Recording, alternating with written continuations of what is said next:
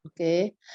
Hari ini saya mau membawakan topik mengenai sebagai kelanjutan rangkaian komunikasi. Dari awal saya memang setting-nya untuk anak-anak yang sangat, tidak tidak bisa apa-apa, nol, sampai nanti kita tuntun sampai bagaimana anak yang nol ini kita bimbing sampai anak ini menjadi, bisa berkomunikasi dua arah. Itu yang target saya.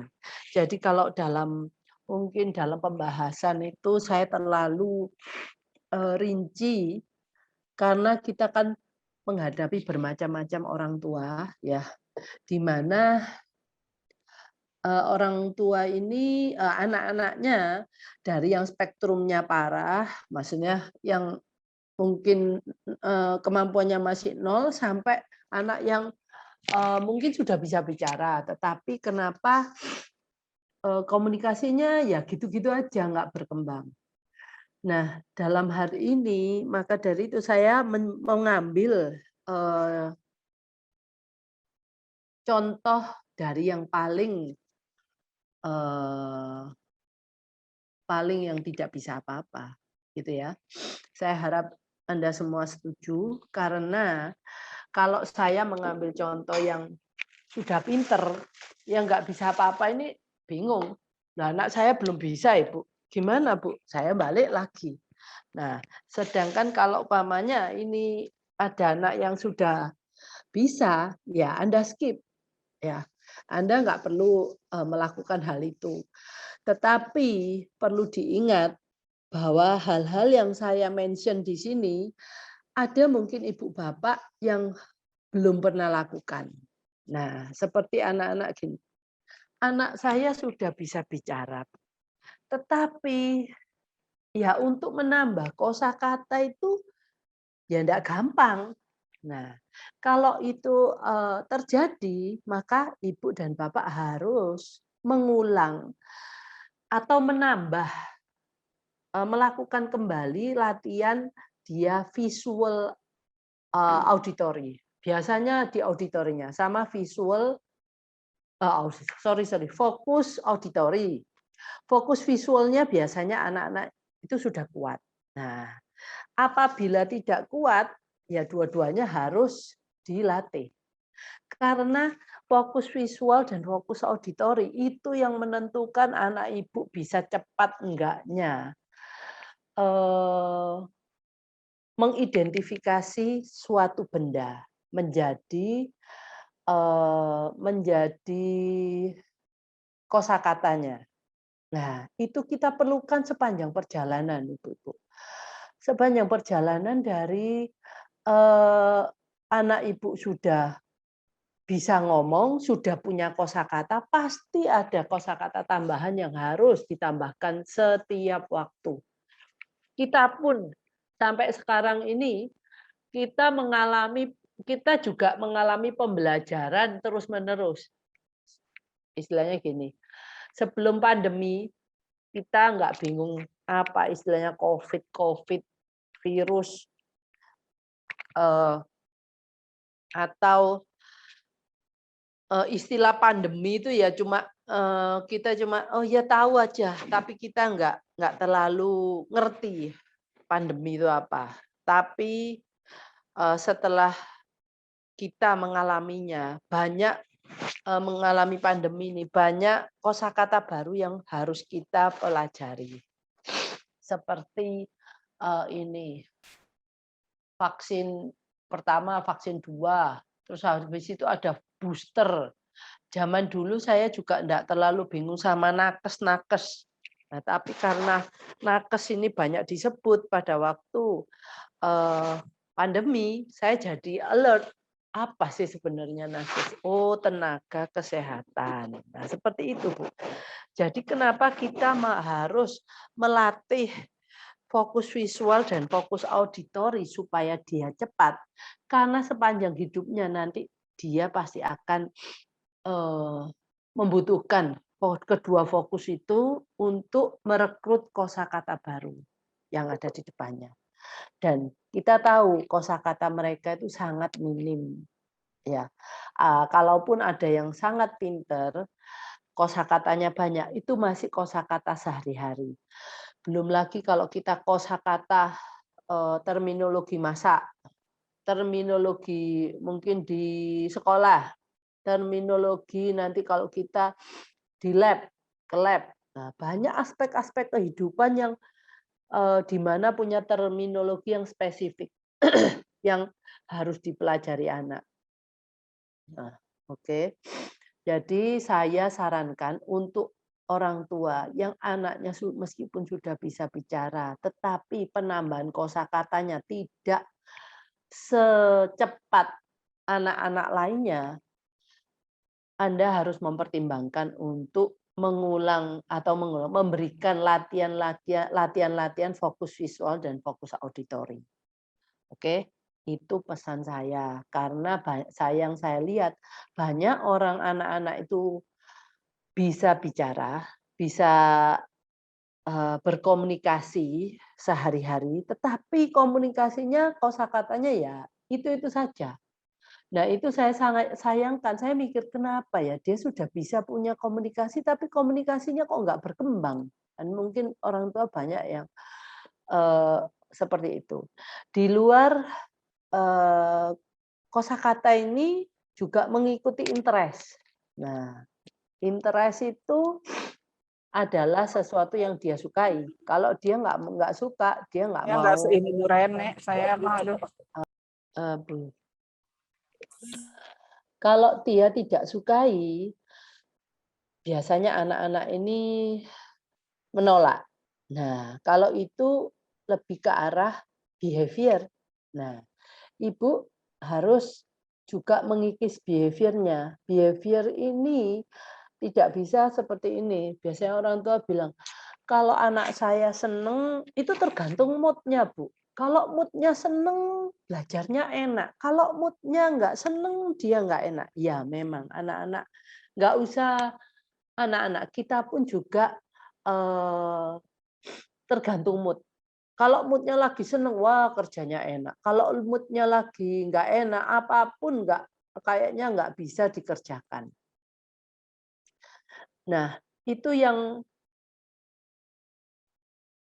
perbedaannya, tapi ada perbedaannya. Anak kecil sama orang dewasa. Kalau anak kecil, memang dia free flow. Dia tidak mau mengontrol emosinya. Pokoknya saya nggak suka, mau apa? Pokoknya ya mau marah, mau menjerit, mau mungkin menangis. Nah, kita kan maunya anak-anak itu seperti kita. Bahwa mereka ini bisa berfungsi sebagai manusia seutuhnya, walaupun dia tidak suka. Nah, itu yang challenge-nya di sana, tantangannya di sana, Bu. Jadi, kita membentuk anak yang enak, bisa di semua situasi, bisa melakukan banyak hal. Bukan ibu terus-menerus cek mood-nya. Mood-nya lagi bagus nggak? Mood-nya nggak bagus atau bagus sekarang ya? Wah, kalau nggak bagus mending janganlah. Nanti dia tambah marah. Nah, kalau gitu terus-menerus lah gimana kita mau menyerahkan anak ini ke sekolah? Apakah ada pihak sekolah yang mau kita kasih titipin gini, Bu, anak saya tolong ya akan belajar dengan baik kalau dia mood-nya baik. Jadi Bu, tolong ikutin mood-nya. Terus untuk apa-apa yang Ibu mau lakukan dengan dia, tolong cek mood-nya Bu. Kalau mood-nya bagus, go ahead. Kalau mood-nya nggak bagus, tolong jangan diberikan dulu. Kan nggak mungkin toh. Nah, apalagi kita kan semua ibu-ibu di sini kan pengennya anak kita masuk sekolah. Nah, di sekolah itu harus ada behavior-nya itu bisa dikontrol. Nah, jadilah mengapa saya waktu itu memberikan Ini sebentar saya lihat contekan saya. Kapan ya saya ngomong mengenai judulnya, bagaimana membuat anak tidak marah saat diminta berhenti melakukan aktivitas kesukaan. Ini memang sudah yang saya berikan yang mentok ini, karena saya tahu ini banyak terjadi di anak-anak. Loh kalau dia sudah bisa lulus ini loh, paling sedikit dia sudah tahu bagaimana menahan emosi, ya toh, untuk supaya berperilaku baik walaupun dia tidak suka. Nah, itu aja tujuannya, Bu. Jadi kita para orang tua jangan cuma mengejar materi sekolah. Jangan cuma mengejar bicara.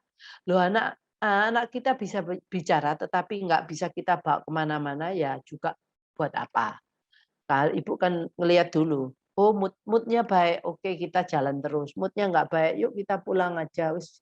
Atau kita ngikuti apapun permintaannya dia.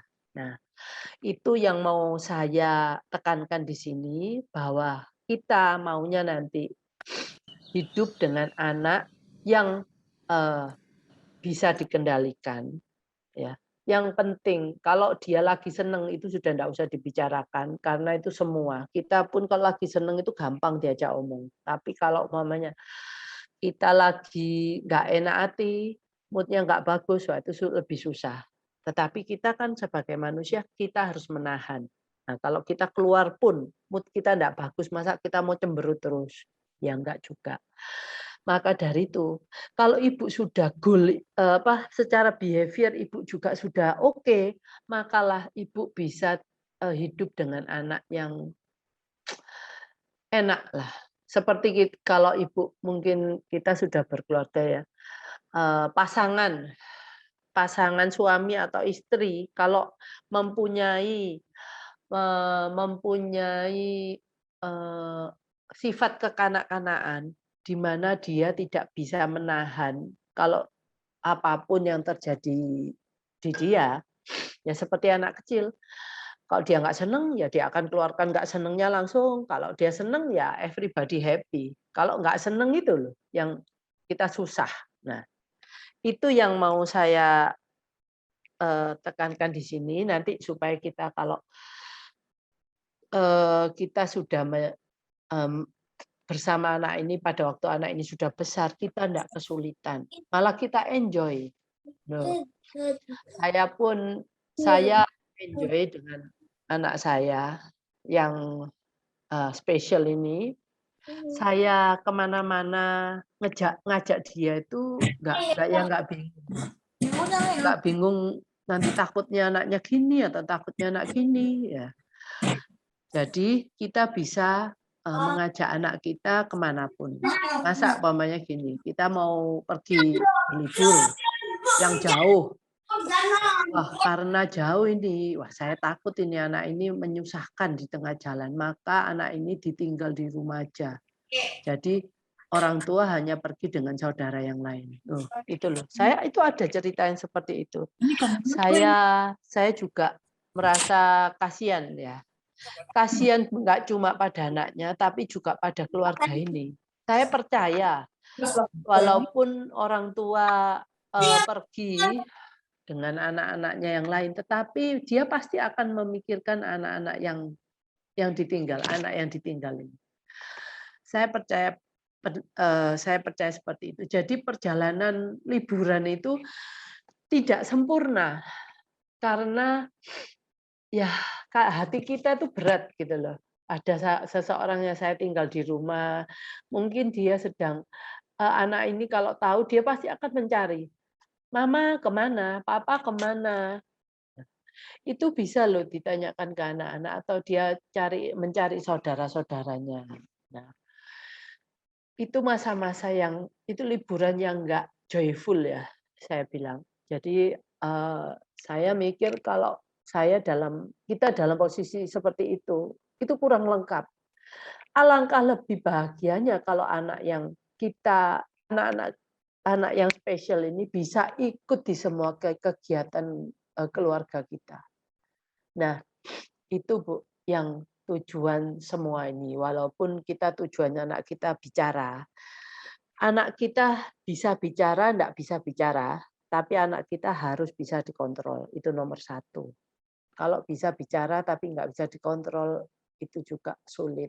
Ibu juga yang nanti yang sulit, ya. Oke, kira-kira seperti itu pemanasan saya kali ini.